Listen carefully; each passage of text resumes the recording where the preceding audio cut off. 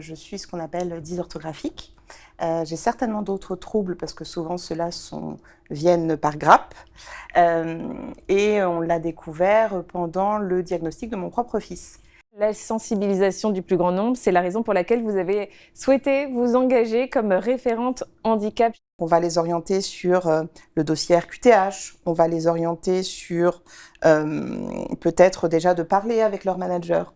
Moi, je crois beaucoup en la libération de la parole parce que si on ne sait pas, on ne peut rien faire.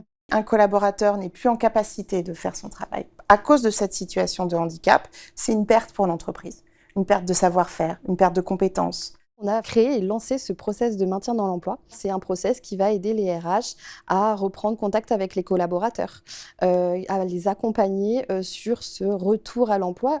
Envisager, est-ce qu'il y a une possibilité de retour à l'emploi? De quelle manière? Est-ce qu'il y a besoin d'un aménagement de poste? Il y a aussi le lien avec la médecine du travail. Récemment, on a créé des fiches pratiques. Ces fiches pratiques, elles sont là pour nous dire quelles sont les étapes de la RQTH, qui je dois aller voir concrètement, comment ça va se passer.